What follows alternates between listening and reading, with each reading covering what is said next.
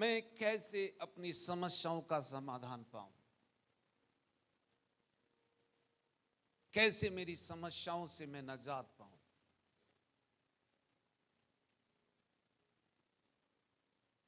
जो समस्या, जो चुनौतियां मेरे सामने आ रही है, उनसे मैं कैसे निजात पाऊं।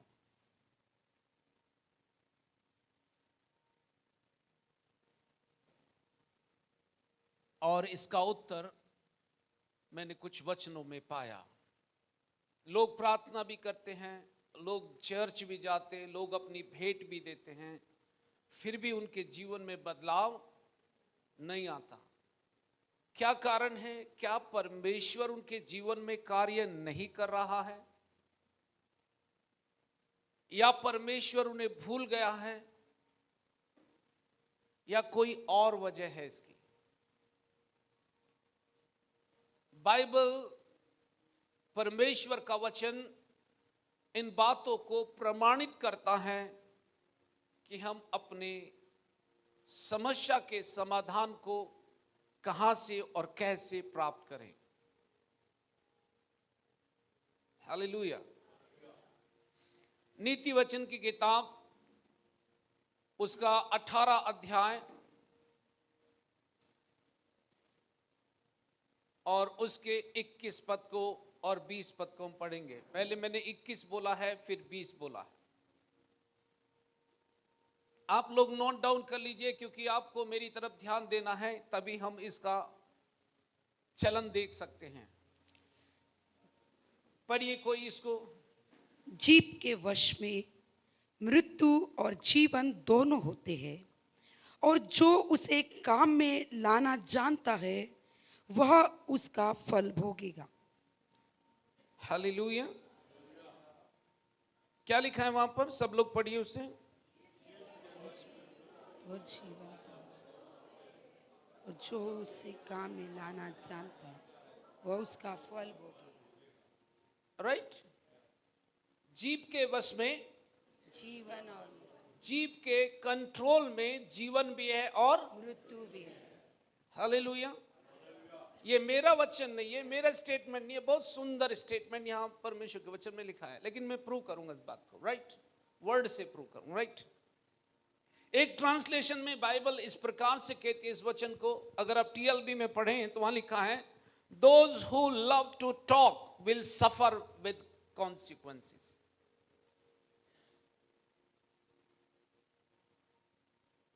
Those who love to talk will suffer the consequences. Men have died for saying the wrong things. कि मनुष्य इसलिए मर गया क्योंकि उसने गलत बातें बोली। सेकंड्स में यहीं पर जो वचन मैं बोल रहा हूं उसमें लाइफ है, क्योंकि वो मनुष्य का स्टेटमेंट नहीं, वो जीवित खुदा का स्टेटमेंट है, जिसने कहा पृथ्वी और आकाश चल सकते पर मेरी बातें नहीं चलेंगी। हालेलुया। डेथ मेरे मुंह में है, मेरी जबान के नियंत्रण में है, और लाइफ भी,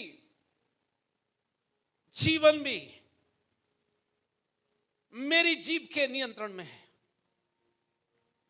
अगर मैं अपनी जबान को सही रीति से इस्तेमाल करना जान लूं तो उसकी फसल में काटने वाला।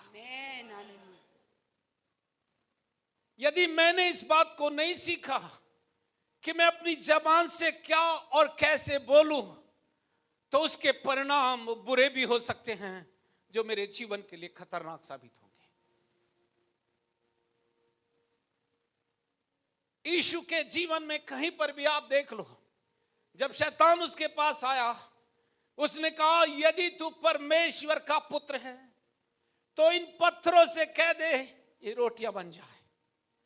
यीशु ने यह प्रूव नहीं किया कि वो परमेश्वर का पुत्र है, पर उसने व्यवस्था विवरण से वचन को उठाकर उसके सामने रख दिया और उसने कहा देख, परमेश्वर का वचन ये कहता है कि मनुष्य केवल रोटी से ही जीवित नहीं रहेगा, पर हर एक उस वचन से जीवित रहेगा जो परमेश्वर के मुख से निकलता है। हालेलुया। उसने कह दिया कि जो मैं कह रहा हूं उसमें जीवन है, मैं उससे जीवित नहीं हूं जिसकी डिमांड मेरा पेट कर रहा है, पर मैं उससे जीवित हूं जिसकी डिमांड मेरी आत्मा कर रही है। आमेन, हालेलुया। हालेलुया। और आप इसके परिणाम को देखेंगे। शब्द जो हैं वो विनाशकारी हो सकते हैं या बनाने वाले हो सकते हैं। जो आप अपने मुख से बोलते हो उनसे विनाश हो सकता है और वो किसी चीज को बना भी सकते हैं। अगर मैं इंग्लिश में बोलूं, वर्ड कैन बी कंस्ट्रक्टिव और डिस्ट्रक्टिव। शब्द जो है जो आपके मुख से निकलेंगे वो विनाशकारी हो सकते हैं या बनाने वाले हो सकते हैं। आप किस प्रकार के शब्दों का उच्चारण कर रहे हो वो आपको देखना है। यदि आपके मुख से कंस्ट्रक्टिव शब्द, बनाने वाले शब्द, रोपने वाले शब्द, उत्साह करने वाले शब्द, मेल मिलाप के शब्द, जीवन देने वाले शब्द नहीं निकल रहे हैं तो आप किसी की जीवन को डिस्ट्रैक्ट कर सकते हो, आप किसी के जीवन को दिशाहीन बना सकते हो। क्योंकि बाइबल कहती है मेरी जीभ के कंट्रोल में, मेरी जीभ के नियंत्रण में जीवन और मृत्यु दोनों है। और उसने कहा जो उसको इस्तेमाल करना जानता है, जो उसको इस्तेमाल करना सीख लिया है, वो उसकी फसल को काटेगा। अगर मैं कह दूं डेथ मेरे घर से चली जा, सिकनेस मेरे घर से चली जा, तो उसके पास दूसरी कोई चॉइस नहीं, उसको जाना ही होगा। हालेलुया। क्यों? क्योंकि मेरी जबान जो ब्लेस्ड है। बाइबल कहती है मेरी जबान को परमेश्वर ने लेखनी बना दिया है। बाइबल कहती है परमेश्वर का वचन जब भी बोला गया वो अपने मार्ग को छोड़ेगा। लाजरस के सामने, टूम के सामने, मृतक शरीर के सामने, कब्र के सामने यीशु आकर खड़ा हो गया। मार्था और मरियम रो रही है। लोग ये सोच रहे देखो वो लाजरस से कितना प्रेम करता है कि वो रो रहा है, पर उनको नहीं पता था वो शरीर में नहीं रो रहा है, उसकी आत्मा करा उठी, क्योंकि वो मृत्यु को देख नहीं सकता। इसलिए कहा पुनरुत्थान और जीवन मैं ही हूं। मृत्यु ने उसे नहीं रुलाया, मौत ने उसे नहीं रुलाया, क्योंकि वो हम अपने आप में ही जीवन है। हालेलुया। जब जीवन आकर खड़ा हो गया, मृत्यु को अपना रास्ता बदलना पड़ा। लाजरस बाहर रहा। लोग कहते हैं 4 दिन से सड़ा हुआ है। उसने कहा इसमें दुर्गंध नहीं आएगी, क्योंकि परमेश्वर का वचन अगर मृतक शरीर पर भी बोला गया वो उसे जीवित कर देता। Hallelujah, hallelujah. आप अपने मुख से क्या बोल रहे हो उसका परिणाम आपके पास आने वाला है। यदि आपने सही बोला है, 20 पद को पढ़िए, वहां पर नोट डाउन करके रख लीजिए। बाकी लोग अब आप बाइबल में मत देखिए क्योंकि हमें से देखना। 20 पद पढ़िए। मनुष्य का पेट मुंह की बातों के फल से भरता है। हाँ, और बोलने से जो कुछ प्राप्त होता है उससे वह तृप्त होता है। Can you see it? मनुष्य का पेट जो है मुंह की बातों के फल से भरता है। सुनो, आपका पेट जो है भोजन से नहीं, जो कुछ आप बोल रहे हो उससे रिवार्ड आता है, उससे परिणाम आएगा, और वही है जो आपके पेट को भरता है। मैं नहीं कह रहा हूं,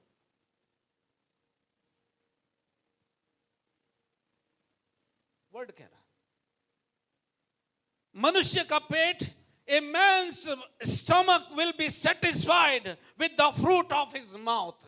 अपने मुंह के शब्दों के द्वारा मनुष्य का जो पेट है वो संतुष्ट होगा, सेटिस्फाई होगा। आप सोचेंगे पास्टर जी मैंने तो बार बार किया है, ये बार बार किया है लेकिन परिणाम नहीं दिखता। राइट? परिणाम आप यहीं पर हैं, मेरे साथ हैं कि नहीं? yes. हमने बार बार किया पर उसका परिणाम, कितने लोग परिणाम देखना चाहते हैं? आप परिणाम देखना चाहते हैं तो आपको अपना अधिकार का क्षेत्र पोजीशन में लेना होगा। राइट?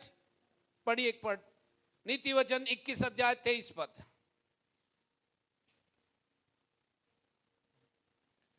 जो अपने मुंह को वश में रखता है हाँ, वह अपने प्राण को विपत्तियों से बचाता है। ऊ, हेलो, जो अपने मुंह को नियंत्रण में रखता है, कंट्रोल में रखता है, अनुशासन में रखता है, क्या होगा उसके साथ? अपने प्राण को विपत्तियों वो से अपने प्राण को विपत्ति से बचा लेगा। इसका मतलब है तुम्हारे घर में जो विपत्ति आई है उसका कारण शैतान नहीं है, क्योंकि उसके पास कोई भी पावर नहीं है। मेरी बाइबल कहती है यीशु ने उसे हरा दिया। कम ऑन, यीशु ने उसे हरा दिया। यीशु ने उसे डिस्पोजिशन कर दिया। यस, अब उसके पास अपनी कोई पावर है क्या? नहीं। फिर वो कैसे आया आपके पास? फिर वो आपके पास कैसे आया? अगर उसके पास अपनी कोई पावर नहीं है, उसके पास अपना कोई सिस्टम नहीं है, उसके पास अपना कोई सहारा नहीं है, तो वो आपके पास कैसे आया?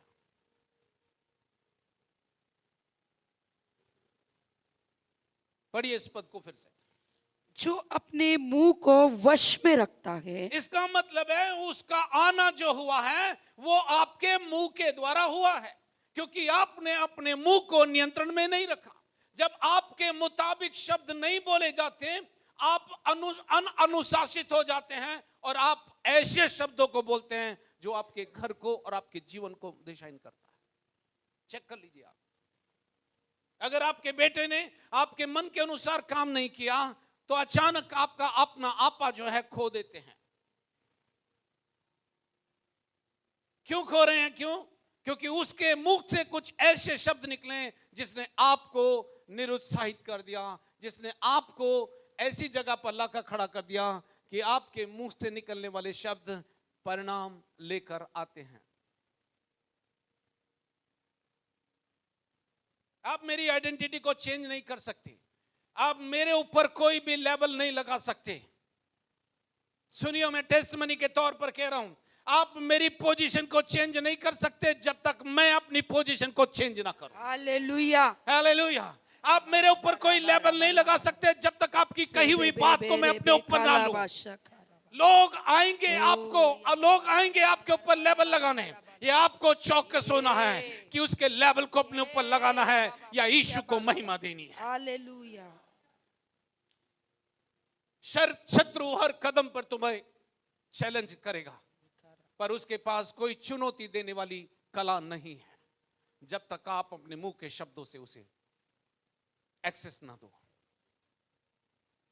आपकी पोजीशन आज अगर विपत्ति में है या किसी समस्या में है, वो आपके कारण है। क्या बोल रहे हैं वचन? कम ऑन, क्या बोल रही है वचन? जो अपने मुंह को वश में रखता है वह अपने प्राण को विपत्तियों से बचाता है। इसका मतलब है अगर विपत्ति मेरे पास आई है उसका रीजन क्या है? मेरा मुंह। कम ऑन, मेरा मुंह अगर आपको विपत्ति से बचना तो उसने क्या कहा? अपने मुंह को वश में कर ले, नियंत्रण में कर ले, बिना सोचे समझे मत बोल। तेरे पास बहुत सारे लोग ऐसे आएंगे जो तुझे नेगेटिव मैसेज देंगे, ऐसे लोग आएंगे जो तुझे ऐसा मैसेज देंगे जो तेरे पास रिश्ते उनको भी तोड़ कर रख देंगे। और शत्रु यही तो चाहता है। आप किसको स्ट्रेंथन कर रहे हो, उसको या अपने आप को? जो अपने मुंह को वश में रखता है, इसका मतलब है बोलने से पहले 10 बार सोचना।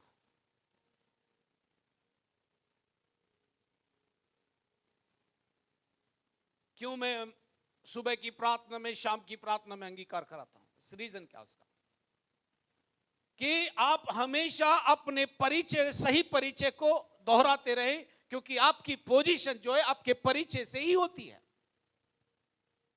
यदि कोई नया व्यक्ति आपके घर में आ जाए तो उसका परिचय आप पूछेंगे कि नहीं पूछेंगे?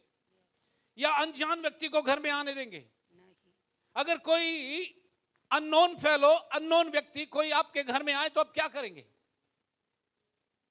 हेलो, वो पूछेंगे पास्टर जॉय है यहां पर, वो सामने जॉय खड़े हो गए, वो पूछेंगे पास्टर जॉय है कि यहां पर, आपका दूसरा रेस्पॉन्स क्या होगा? आप उसे बता देंगे मैं ही जॉय हूं, या उसे पूछेंगे आप कौन हैं, कहां से आए हैं? कम ऑन, ओ चर्च, आप क्या पूछेंगे? आप कौन है, कहां से आए हैं, आपको क्या काम है जॉय से? उसने कहा मुझे मिलना है। बोले किस लिए मिलना है? आप पूरी ऑटोबायोग्राफी उसके मुख से सुन लेंगे वहां पर, क्योंकि वो जानता ही नहीं कि जॉय है कौन। राइट? वैसा ही आत्मिक जीवन में शत्रु केवल उतना ही जानता है जितना आप अपने मुंह से बताते हैं, उससे ज्यादा वो आपके बारे में जानता नहीं है। आप उसके लिए ब्लैंक हैं। क्यों है? क्योंकि कुलुस्सियों 3:3 बोलता है कि तुम तो मर गए, तुम तो मर गए, अब तुम्हारा जीवन किसमें? देखो समझ लो, हाँ पढ़ो से।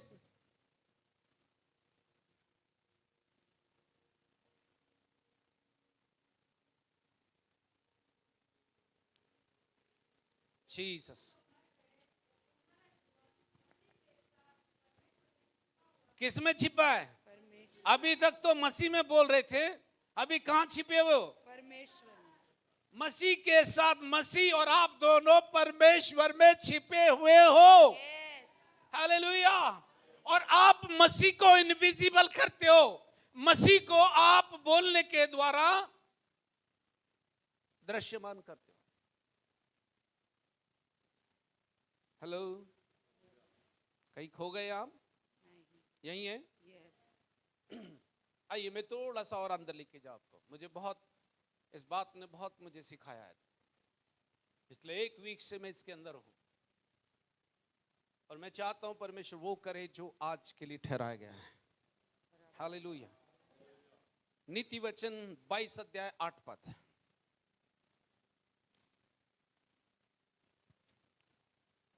जो कुटिलता का बीज बोता है वो अनर्थ ही काटेगा, हेलो, और उसके रोष का सोटा टूटेगा। रोष मतलब क्रोध, राइट? क्या लिखा है? फिर से पढ़ो से, सब लोग पढ़ो एक साथ। जो कुटिलता का बीज बोता है वो अनर्थ ही काटेगा, और उसके रोष का सोटा टूटेगा। कुछ कहने की आवश्यकता है? नहीं। फिर से पढ़िए उसे। जो कुटिलता का बीज बोता है, जो कुटिलता का बीज बोता है, जो क्रोध के साथ कुटिलता का बीज बोता है, वो अनर्थ ही वो काटेगा। क्या काटेगा? अनर्थ ही। Be careful, be careful. आप न्यूज चैनल नहीं हो, पर आपके मुंह में ऐसा शब्द है जो किसी के जीवन को दिशा दे सकता है। चॉइस आपको करना है कि आपको उस व्यक्ति को कहां और कितनी दूर लेकर जाना है। यदि आपने उसे सही रीति से ट्रेन नहीं किया तो आपकी और मेरी यात्रा समाप्त हो सकती है, पर वो व्यक्ति जो रह जाएगा इस पृथ्वी पर आपसे भी ज्यादा नाटकीय बनेगा। इसलिए बी केयरफुल कि आप किसी के जीवन में बोलते समय, बोते समय क्या बोल रहे हो, इस बात को ध्यान करके सोचना और फिर उसका इस्तेमाल करना।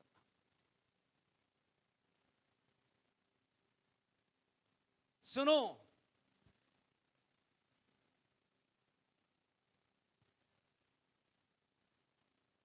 we must be careful what we say. जो कुछ हम बोलते हैं उसके बारे में हम सचेत रहें, क्योंकि बोलने के द्वारा आप वातावरण को बदल सकते हैं। यस। बोलने के द्वारा आप वातावरण को बदल सकते हैं। तो ठीक वैसे ही जैसे आराधना परमेश्वर के लिए वातावरण तैयार कर देती है, परमेश्वर को अपना काम करने के लिए वातावरण की आवश्यकता है। यदि आपने अपने अंदर के वातावरण को चेंज कर दिया, परमेश्वर का काम आपसे और आपके अंदर से आरंभ होगा। पर परमेश्वर को काम करने के लिए वातावरण की आवश्यकता है। जो कुछ आप बोलते हैं वो परिणाम लेकर आएगा। अगर आपका शब्द विभाजन से भरा हो या सेल्फ सेंटरनेस से प्रेरित हो या स्वार्थ से प्रेरित हो, वो शब्द कभी भी घर को बनाएगा नहीं, पर दो मित्रों में सेपरेशन कर देगा। क्योंकि जो आप बोल रहे हैं उसमें पॉइजन भरा हुआ है, और वो पॉइजन जो आपने बोला है वो चारों तरफ स्प्रेड हो जाता है, फैल जाता है, और जिसके पास भी वो जाएगा उसे वो नाटकीय बना देगा। I'll show you from the Bible. मैं आपको बाइबल से बताऊं। भजन संहिता की किताब 140 अध्याय और उसका 3 पद कोई पढ़ेगा।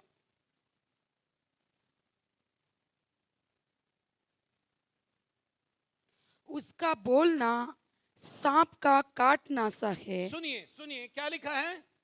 कम ऑन बाइबल में देखिए। उनका बोलना सांप का सा काटना है, उनके मुंह में नाक का सा विष रहता है। Come on church, look here.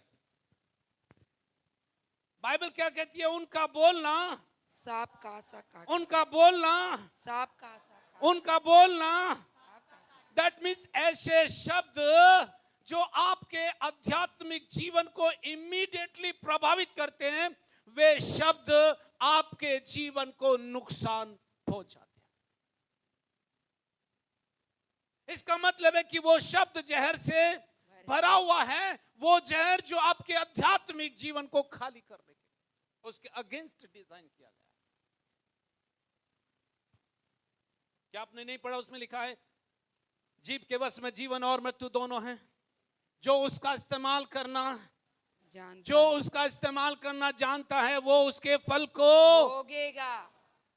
विभाजन अपने आप नहीं आता है, विभाजन लाया जाता है, क्योंकि विभाजन जो है डिजाइन किया गया है कि आपको मसीह से कैसे अलग करें और आपको अपने मसीह मजबूत रिश्तों से शत्रु कैसे आपको अलग करें। उनका बोलना सांप का सा काटना है, उनके मुंह में नाक का सा विष रहता है। अगर आप देख लीजिए कि शत्रु या शैतान या सांप जब काटता है, वो अपने अंदर के जहर को किसी शरीर में डालता है, जिससे शरीर को नुकसान पहुंचाता है। अगर आप इस बात पर ध्यान नहीं देंगे, आपका मसीह जीवन कभी भी सुपर नेचुरल वे में नहीं जाएगा। Be alert. पास्टर जी मेरे को देखकर प्रचार कर रहे हो, मैं अपने आप को देखकर प्रचार कर रहा हूं, क्योंकि मुझे नहीं मालूम ये आईना मेरा है, क्योंकि मुझे इसकी जरूरत है। आपका जीवन उन शब्दों के साथ खड़ा रहेगा जो आपने बोला है। आपके पास वही होगा जो आपने बोला है, क्योंकि बोलने से जो कुछ प्राप्त होगा उससे आपका पेट भरेगा, उससे आप संतुष्ट होंगे। यदि आपने परमेश्वर के वचन को बोला है, यीशु को महिमा मिलेगी। यदि आपने परमेश्वर के वचन को बोला है, आप शत्रु को हरा देंगे। यदि आपने परमेश्वर के वचन को बोला है, आपके सर्कमस्टांसेस आपको छोड़कर जाएंगे। यदि आपने यीशु के वचन को बोला है, वचन आपको स्ट्रेंथन करेगा, वचन आपको ग्राउंडेड करेगा, वचन आपको सुपर नेचुरल बातों में लीड करेगा। और वचन की फसल आप क्या देखेंगे कि उसने स्वर्गीय स्थानों में सब प्रकार की आशीषों से आपको आशीषित कर दिया है। वे आशीषें आपके पास चल कर आएंगी, क्योंकि आप आशीषों के बीज को डिक्लेयर कर रहे हैं, आशीषों के बीज को आप बो रहे हैं, आशीषों के बीज को आप लेकर इस्तेमाल कर रहे हैं। और यह आशीष का वो बीज है जो बंजर जमीन में भी फसल को लेकर आएगा। परमेश्वर का वचन कहता है कि मैंने जिस बात के लिए इस वचन को भेजा उसे पूरा करेगा, उसे बिना पूरा किए वो लौट कर नहीं आएगा। Hallelujah, hallelujah, hallelujah, hallelujah, hallelujah. आप किसी के जीवन को नुकसान पहुंचा सकते हैं बोलने के द्वारा। अगर आपने किसी से बोला तुम for example, right? Let me give this example. मैं बाइबल से एग्जांपल दूं, मैं वर्ड यूज नहीं करना चाहता, मेरा अपना शब्द यूज नहीं करना चाहता. कम ऑन, मेरे साथ में आप बाइबल ओपन कर लीजिए और गिनती की किताब में और उसके 13 अध्याय में 13-14 अध्याय से आज मैं उदाहरण लूंगा. मैं उदाहरण आपके साथ शेयर करना चाहता हूं. आप बाकी लोग सुनते रहें, लिख के रख लीजिए. मैं यहां पर उदाहरण देना चाहता हूं. यहां एक उदाहरण है. इस उदाहरण को हम समझेंगे और इस उदाहरण से हमें समझ आएगा कि हम किस दिशा में जा रहे हैं, हमें किस दिशा में जाना चाहिए. अगर आप इसको कहानी को मैं शॉर्ट करूंगा, उसका रीजन यह है कि मेरे पास में समय की कमी और मैं चाहता हूं कि आप चीजों को सीखें. अगर आप गिनती की किताब 13 अध्याय के 25 पद से लेकर के उसके अंतिम पद तक पढ़ें तो वहां पर बाइबल कुछ इस प्रकार की बातें कहती है. 40 दिन के बाद बस मैं उसे बताऊंगा, आप उसे पढ़ लीजिए घर जाकर के. वहां पर लिखा है, मूसा ने 12 लोगों को कनान देश का भेद लेने के लिए भेजा. राइट, कम ऑन, यहां देखिए, आपको भेद लेने के लिए भेजा और उसने कहा जाओ, परमेश्वर ये देश तुमको देता है.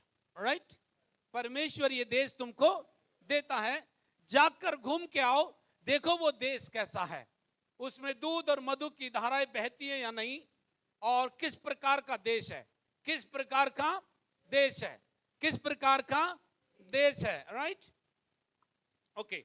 अब इस बात को हम पढ़ेंगे 13 अध्याय के पहले और दूसरे तीसरे पद में. पढ़िए. फिर यहोवा ने मूसा से कहा, कनान देश जिसे मैं इज़राइलियों को देता हूँ, उसका भेद लेने के लिए पुरुषों को भेज. किसका भेद लेने के लिए? कम ऑन, कनान देश. किसका भेद लेने के लिए? लोगों का नहीं, किसका भेद लेने के लिए? देश का भेद लेने के लिए, कनान देश का भेद लेने के लिए. आगे, वे उनके पितरों के प्रति गोत्र के एक एक प्रधान पुरुषों. यहोवा से यह आज्ञा पाकर मूसा ने ऐसे पुरुषों को पारान जंगल में से भेज दिया जो सब के सब इज़राइलियों के प्रधान थे. 17 पद. उनको कनान देश का भेद लेने को भेजते समय मूसा ने कहा, इधर से अर्थात दक्षिण देश होकर जाओ और और 18 पद. पहाड़ी देश में जाकर उस देश को देख लो कि कैसा है, और उसमें बसे हुए लोगों को भी देखो कि वे बलवान हैं या निर्बल, थोड़े हैं या बहुत, और जिस देश में से बसे हुए हैं वह कैसा है, अच्छा है या बुरा, और वे कैसी कैसी बस्तियों में बसे हुए हैं और तंबुओं में रहते हैं या गढ़ अथवा किलों में रहते हैं. हालेलुया. ये मैटर नहीं करता कि वो कैसी जगह पर रहते हैं. परमेश्वर ने कहा, मैं इज़राइल को ये कनान देश देता हूं. राइट, अब परमेश्वर ने कहा, मूसा तू गोत्र के प्रति एक व्यक्ति 12 व्यक्ति को वह भेज दे और देश का भेद लेकर आओ. उसने कहा, जब आओगे लौट कर तो वहां देश की कुछ अच्छी अच्छी वस्तुएं लेकर आना. ये 12 लोग लौट कर आते हैं मैसेज के साथ. किसके साथ? मैसेज. किसके साथ? मैसेज. ध्यान देना, उन्हें मैसेज देना है. राइट, उस देश को डिस्क्राइब करना है वो कैसा है. Right, hallelujah. अब वो भेद लेकर आए.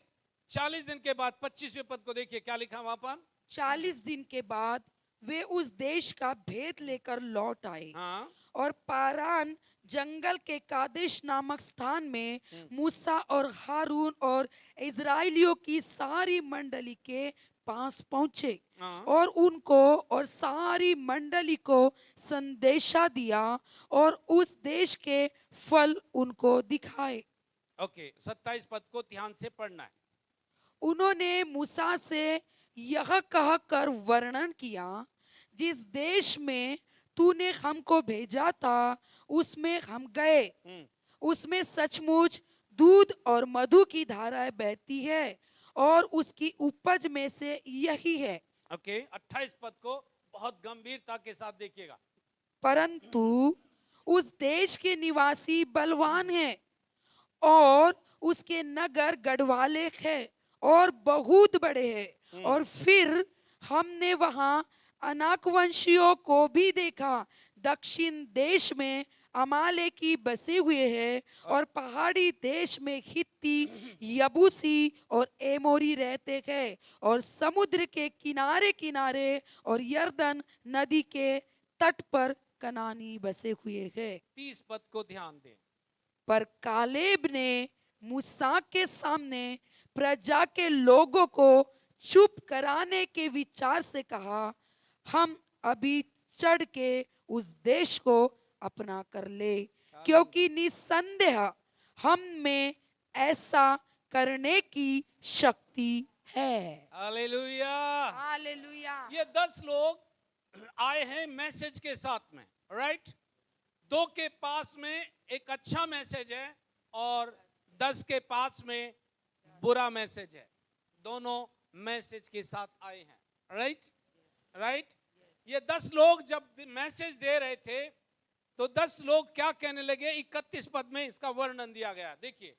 पर जो पुरुष उसके संग गए थे उन्होंने कहा, उन लोगों पर चढ़ने की शक्ति हम में नहीं है, आहा, क्योंकि वे हमसे बलवान है। आहा, और उन्होंने इजराइलियों के सामने उस देश की जिसका भेद उन्होंने लिया था यह कहकर निंदा भी की, वह देश जिसका भेद लेने को हम गए थे ऐसा है जो अपने निवासियों को निगल जाता है। बस, हालेलुया। अब चेक कीजिए, ये 12 लोग गए इजरायली के रिप्रेजेंटेटिव बनकर, राइट? यस। और 10 के पास में अलग मैसेज है। गए तो 12 के 12 थे, पर इन 10 के पास डिफरेंट मैसेज क्यों था? राइट? इन 10 के पास में अलग संदेश क्यों था? नकारात्मक संदेश क्यों था? निंदा से भरा हुआ संदेश क्यों था उनके पास? और 2 के पास में एक ऐसा मैसेज था जो दोनों ही ये कह रहे कि हम कैपेबल हैं। Come on. दोनों का संदेश जो है वो मुंह के द्वारा ही आया। हेलो, मुंह के द्वारा ही आया।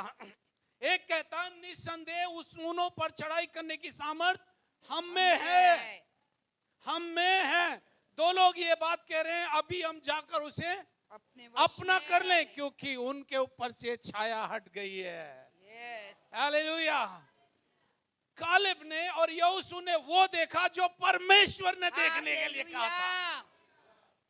10 लोगों ने वो देखा जो लोगों ने उन्हें दिखाया। आपके पास कौन सा मैसेज है? अगर आपके पास 10 लोगों वाला मैसेज होगा, आप कभी भी अपने जीवन को अलौकिक क्षेत्र में चलते हुए नहीं देखोगे। आप हमेशा अपने आप को हारा हुआ फील करोगे।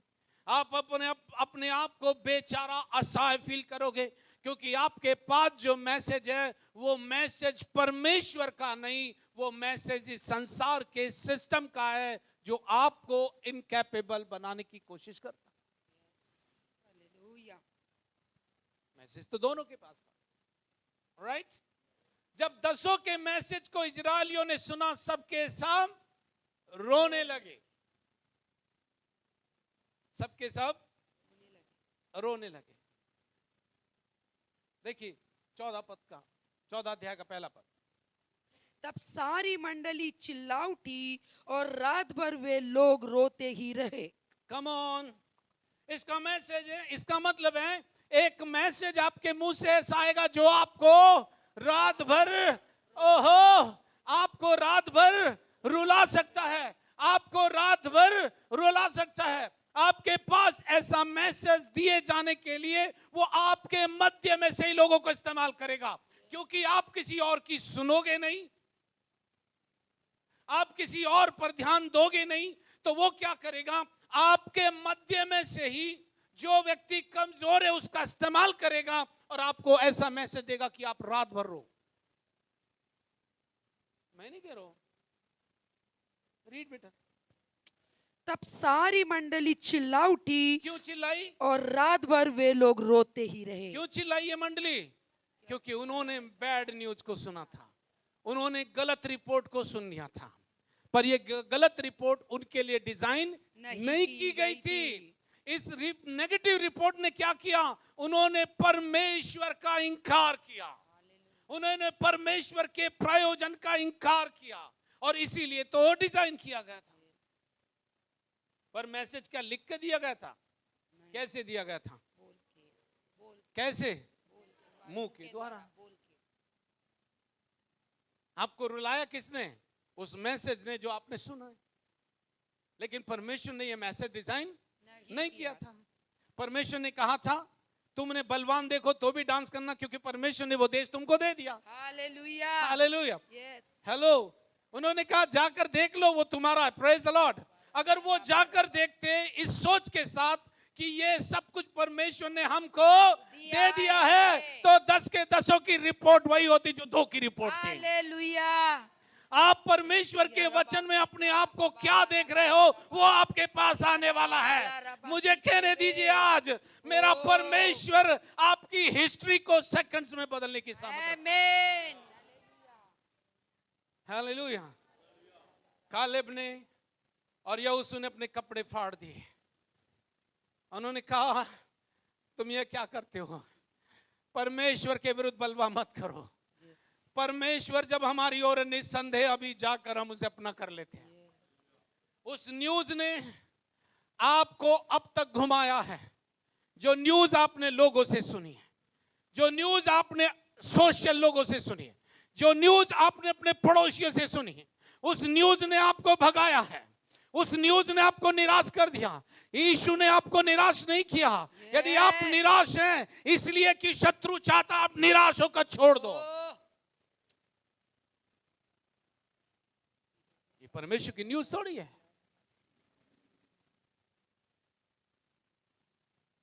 वो क्या बोलता है? 30 पद को देखिए क्या बोलता है। कौन सा? 30 पद 14 का 30 नहीं, इसका 13 का, सॉरी।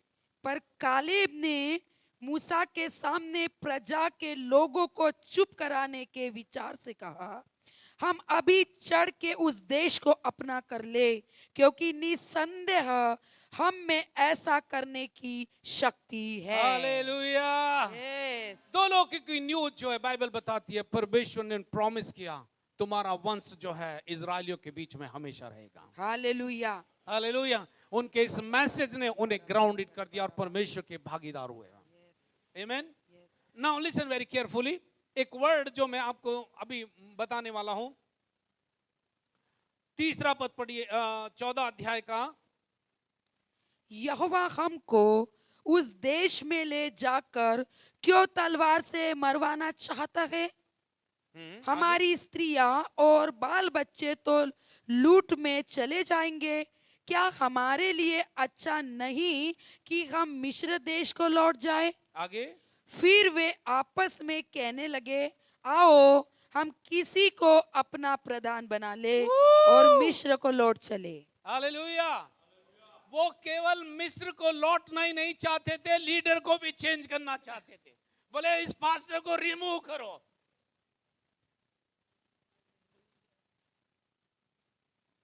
मैं नहीं कर रहा, हाँ, रिमूव करो, ये दादा अच्छा नहीं है, खूंखार लगता है चेहरे से। मेरा अपॉइंटमेंट आपकी तरफ से नहीं है, आप मुझे छोड़ के जा सकते हो, राइट? पर दिशाहीन मैं नहीं होने वाला हूं। दिशाहीन वो हुए जो छोड़ कर गए।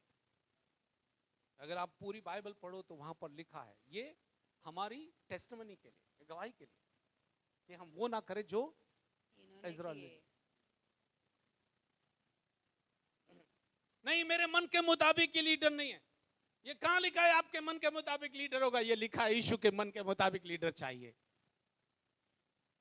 दाऊद के बारे में परमेश्वर ने क्या कहा? किसके मन के मुताबिक? परमेश्वर के। उसने कहा मुझे एक पुरुष मिल गया है जो मेरे मन के मुताबिक है। आमीन। आपको और मुझको उसके मुताबिक होना है, उसको मेरे और आपके मुताबिक नहीं होना है। यस। चेंज एकदम से अंदर में चलने लगा। अगर आगे पढ़ो तो बाइबल बताती है ये सब के सब जिन्होंने बलवा किया जंगल में ही मर गए। खत्म हो गए। कौन गए? 2 लोग गए, यहोशू और कालेब। यहोशू और कालेब। किसके कारण? किसके कारण? अपने मुंह की न्यूज के कारण। Can you check it? Yes. Message वहां यहां है। उन्होंने जो बोला उसके परिणाम उन्होंने भुगते। नकारात्मक रिपोर्ट ने उनको उनकी पोजीशन लेने से रोक दिया। आपकी रिपोर्ट क्या है? तुम इसलिए रो रहे हो क्योंकि वो रुलाना चाहता है। हालेलुया। हे बाबा ये तो नहीं। खड़े हो जाओ और अपने पैरों पर और फेथ में खड़े जाओ और देखकर कहो ये राइट चॉइस नहीं बेबी। राइट चॉइस में बताती हूँ, राइट चॉइस में बताती हूँ। जब परमेश्वर मेरी ओर है तो मेरा विरोधी कौन हो सकता है? परमेश्वर मेरी ओर है, मेरा विरोधी कौन होता है? परमेश्वर मेरा सहायक है, मेरा विरोधी कौन होगा? यदि परमेश्वर मेरी ओर है तो मेरा विरोधी कौन हो सकता और वचन को बोलना शुरू करो, बोलना शुरू करो, बोलना शुरू करो। जो वो बोल रहा है शटर लॉक हो जाएगा, शटर लॉक हो जाएगा। वो खोलने के बाद भी नहीं खोल पाएगा, वो कितनी भी जोर लगा ले नहीं खुलेगा। शटर को एक बार वचन ने लॉक कर दिया तो उसे खोल नहीं सकता। स्क्रिप्चर बोलता है जो परमेश्वर के पुत्र ने बंद कर दिया उसे कोई खोल नहीं सकता।